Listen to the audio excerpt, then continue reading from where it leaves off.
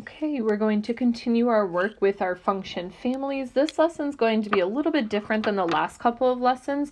It's all about graphing polynomial functions. So if you remember, a polynomial, as we learned it back a few units ago, just means more than one or many terms. So we're going to be looking at what these polynomial functions look like. Now, when you get to Algebra 2 in high school, you'll really dive into these polynomial functions and work with them a lot more closely. In Algebra 1, we just kind of give an overview of what these functions look like and what their graphs look like. So to review, we're going to start with a question from your Regents packet. This was actually, I believe, number 4 from your Unit 8 Regents packet, so you've seen this before. This was from the August 2018 Regents, and the question says, explain how to determine the zeros of this function f of x. So the first thing that you would want to remember is that when we're asked to find the zeros, that means to set the whole function equal to 0. So to explain, I'm going to say that you would set the entire function equal to 0. So I'm going to just start to do that work down here in the second part where we have to actually solve. So you would set x plus 3 times x minus 1 times x minus 8 all equal to 0. Now I know that when I have all these parentheses being set equal to 0, the way that we can solve for x is to use the zero product property and set each set of parentheses separately equal to 0 and then solve. So back in the first part, I wrote set entire function equal to 0. Now I'm going to say then use the zero product property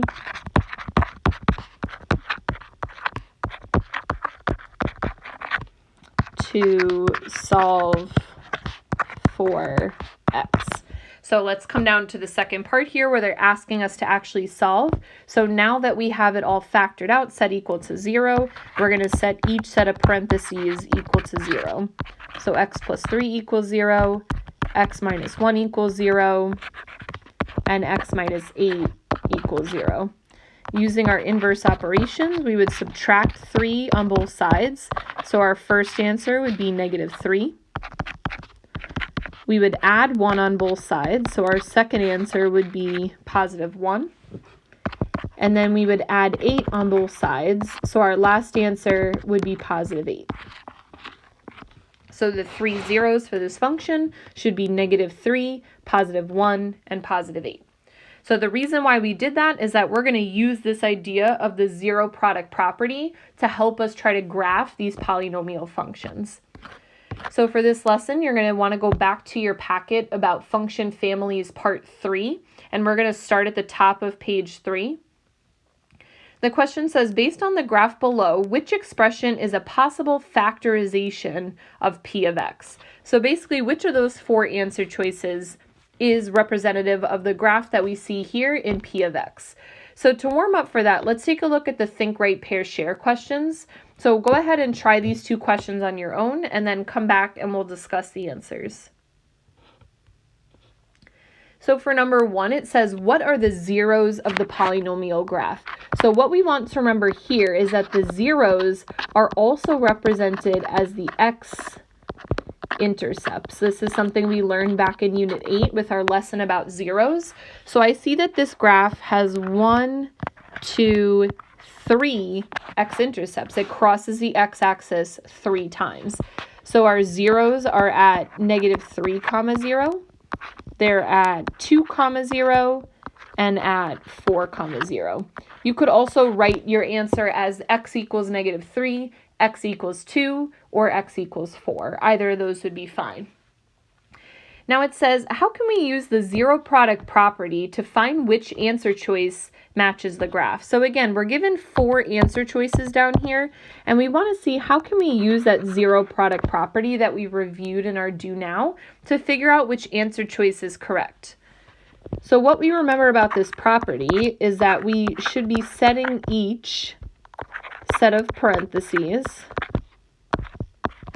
equal to 0. And then we solve for x. And then we're going to do that to see which gives us those three answers that we identified up top, -3, +2, and +4. So looking at these answer choices, let's start with answer choice 1. So in answer choice 1, if we were to set each of these equal to 0, x plus 3 equals 0. If we subtract 3 on both sides, that would give us -3. So good, that's one of our answers. If we set x minus 2 equal to 0, if we add 2 on both sides, you would get +2. Great, that's another one of our answers. And if we check the last set of parentheses and we add 4 on both sides, you would get 4. So you'll notice that our answers are -3, 2, and 4, which are the answers that we wanted. So choice 1 actually should be our answer. So what you should notice here is a little trick is that inside of the parentheses basically is the opposite of what you want your zeros to be. Now here we just kind of went through how to find this graph algebraically, but let's go over how to graph it just to check. So to check that this is really our graph, let's go into our graphing calculator and let's graph answer choice 1. So I'm going to type in y equals parentheses x plus 3, close parentheses, new parentheses, x minus 2, new parentheses, x minus 4. So if you notice here, if we just zoom out a little, this matches the graph that we saw in our mini lesson problem. You can see here that the graph touches the x-axis at -3, 2, and 4. And then you can see here that the general shape matches this graph. So what you can see in this lesson is that a polynomial function will always make this sort of squiggle, kind of snake-looking shape. And you can either identify the graph by using your zero product property, and you can also check your answer using a calculator. For our guided practice problem, we're going to try question number 13 in your Regents packet. So go ahead and take a moment, find number 13 in the Regents packet, give it a try, and then come back to check your answers. Okay, so taking a look here, let's try to use our zero product property to sort of narrow down these answer choices. I notice that my graph crosses the x-axis twice. It crosses here at -1, 0, and it also crosses at 2, 0. So if we think about, like I just mentioned, a little shortcut that we can use with these answer choices is that inside of our parentheses should be opposite. So if one of my zeros is -1, that means that I should have +1 inside the parentheses. So we can actually eliminate choice 2 and choice 4. So now if you compare choice 1 and choice 3, what's the main difference that we see between 1 and 3? So what you should notice is that they both have an x plus 1 and an x minus 2, but here this is being squared. So to decide which it is, let's go ahead and use our calculator to do our work for us, just to see which one is correct, because we should be able to graph these and see what happens. So if we just type in, instead of p of x, we'll use y, x plus 1, and then x minus 2. If we zoom out here, you'll see that this gives us a parabola, but question number 13 wasn't a parabola. It had that sort of squiggle shape. So let's see what happens if we put a squared here. So now you'll notice that the shape of the graph is changed. If we zoom in a little bit, you'll see that it matches what we see in the problem. It crosses the x-axis at -1, it crosses at 2, and it has that same sort of squiggle shape. So what that tells us is that this should be answer choice 1 that matches this graph here. So let's go ahead and try our checkpoint question. This question also comes for your Regents packet, so go ahead and try number 7 and then come back here to check your work. Okay, so looking at number 7, again, you could have just graphed this in your calculator, but let's use the zero product property just to narrow down some of these answer choices. I see that my graph here crosses at -3. It crosses at -1, and I have another 0 at 1. So I know that I need to have the opposite of those numbers. So if -3 is my 0, I should see plus 3 inside the parentheses.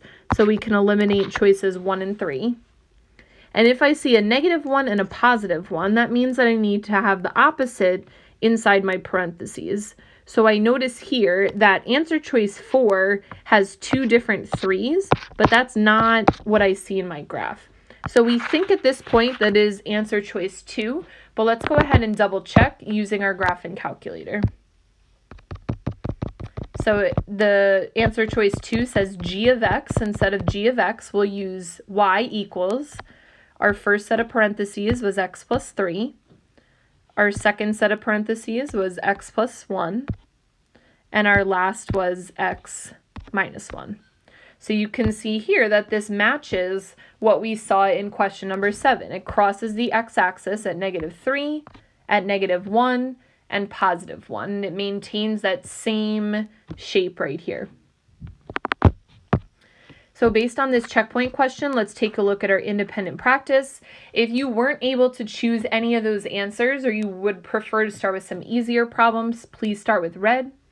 If you chose answer choice 1, 3, or 4, that means you had some of the function correct, but not all of it. Please start with yellow. And if you correctly chose choice 2 and you understand why, please work on the green problems here. Go ahead and pause this video, try these questions, and come back when you're ready to check your work.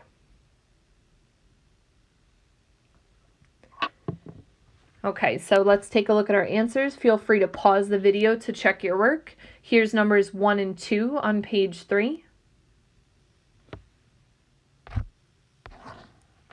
Here's numbers 3 and 4 on page 4.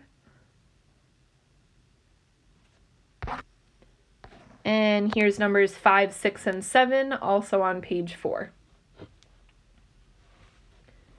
So if you have any questions about how this lesson went, about graphing polynomial functions, please let us know or come to extra help. To finish off the lesson, you should be going to exit ticket 9.3 and trying question number 2. In addition to this, you can also answer question number 2 from homework 9.3.